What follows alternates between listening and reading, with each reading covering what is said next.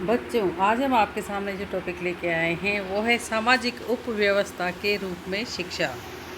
Education as a social सब system. Question number 1 है, सामाजिक दृष्टिकोण से शिक्षा के क्या उद्देश्य है।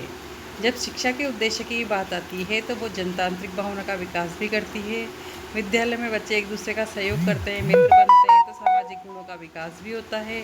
बालकों को विद्यालय में आर्ट एंड क्राफ्ट के माध्यम से व्यावसायिक शिक्षा भी दी जाती है और अवकाश के दिनों में उन्हें अन्य पेंटिंग या क्राफ्ट या सजावट, डेकोरेशन, इस तरह की चीज़ें सिखाकर उनके अवकाश के समय का सदुपयोग भी किया जाता है। तो उपरोक्त सभी इसका आंसर होगा। क्वेश्चन नंबर 2, सामाजिक दृष्टिकोण से शिक्षा के कौन कौन से कार्य हैं। तो समाज शिक्षा क्या कार्य करती है, देखना है कि व्यक्ति को सामाजिक क्रियाओं में भाग लेने के लिए तैयार करना।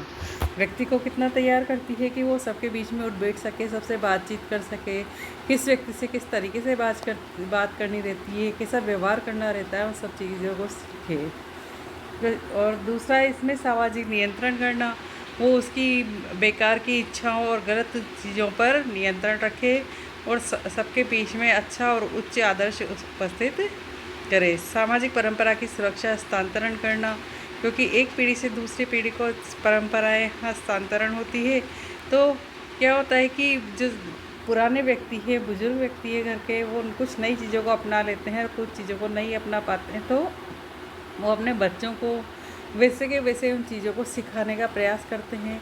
उसमें समय अनुसार कुछ ना कुछ परिवर्तन आता है, तो वो उनके साथ भी तालमेल बिठा के चलने का प्रयास करते हैं। तो वो चीज़ें जो पुरानी परंपरा चली आ रही है किसी चीज़ को लेकर, वो अपने बालकों को सिखाते हैं और आधुनिक शिक्षा प्रणाली को लेकर उसमें कुछ नयापन भी जोड़ते जाते हैं। तो जो परंपरा है वो भी सीखते हैं और नया भी कुछ उसमें सीख जाते हैं। ठीक है।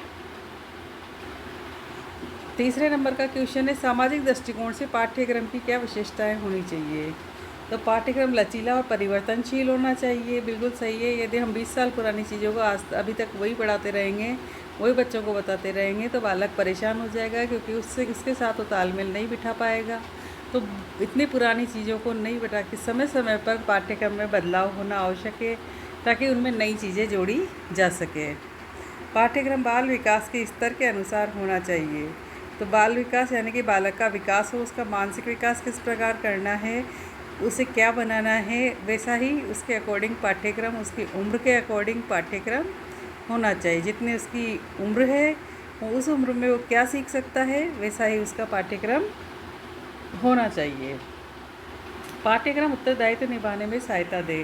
पाठ्यक्रम में नैतिक चरित्र की बातें भी होनी चाहिए, सामाजिक बातें भी होनी चाहिए, ताकि बालक समाज और परिवार में रहकर भी उत्तम चरित्र का उदाहरण प्रस्तुत करे और अपनी दायित्व निभाने में परिवार में सहयोग दे बड़ा होकर। ठीक है। क्वेश्चन नंबर 4, समाज की कौन कौन सी बातों का शिक्षा पर प्रभाव पड़ता है। तो समाज की प्रकृति तथा आदर्श का पड़ता है, सामाजिक परिवर्तन का पड़ता है, सामाजिक दृष्टिकोण का पड़ता है, उपरोक्त सभी। ठीक है। तो क्वेश्चन नंबर 5, शिक्षा का समाज पर किन किन दिशाओं में प्रभाव दिखाई देता है। तो शिक्षा का समाज पर जो प्रभाव है वो है सामाजिक विरासत का संरक्षण करती है। शिक्षा क्या करती है, बहुत सी ऐसी चीज़ें हैं जो पुराने लोगों ने जो परंपराएं चला रखी है, पुरानी पद्धतियाँ जो चला रखी है, उनको वैसे के वैसे एक्सेप्ट कर लेते हैं, क्योंकि वैज्ञानिक तौर पर भी वो सत्य प्रमाणित हुई है। सामाजिक भावना की जागृति, उनके अंदर समाज के प्रति, एक दूसरे के प्रति सहयोग की भावना का जागरण किया जाता है। और सामाजिक नियंत्रण, समाज में रहना है तो उनके नियम कानूनों का पालन करना पड़ेगा, तभी समाज में अपनी एक छवि बना पाएंगे और सबके साथ मिलजुल कर रह पाएंगे। यूँ नहीं कि बेईमानी कर रहे हैं, चोरी कर रहे हैं, तो ऐसे व्यक्ति अपराधी कहलाते हैं और समाज से बाहर कर दिए जाते हैं। ठीक है। अब जोड़े बनाओ। समाज और शैक्षिक विशेषताओं के जोड़े। प्राचीन एवं मध्यकालीन समाज, ये होता है धार्मिक विकास पर बल देता है। आधुनिक समाज है जो भौतिक सुखों की उन्नति पर बल देता है। आदर्शवादी समाज है जो मानसिक विकास पर बल देता है।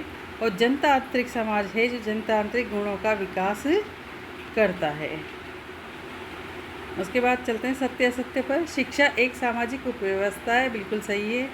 शिक्षा समाज का अनुकरण करती है, बिल्कुल गलत। शिक्षा समाज में परिवर्तन करती है, बिल्कुल सही है। शिक्षा सामाजिक नियंत्रण बढ़ाती है, बिल्कुल सही है। शिक्षा सामाजिक भावना उत्पन्न करती है, ये भी बात सही है। शिक्षा सामाजिक परंपराओं को बनाए रखती है, ये गलत है बिल्कुल।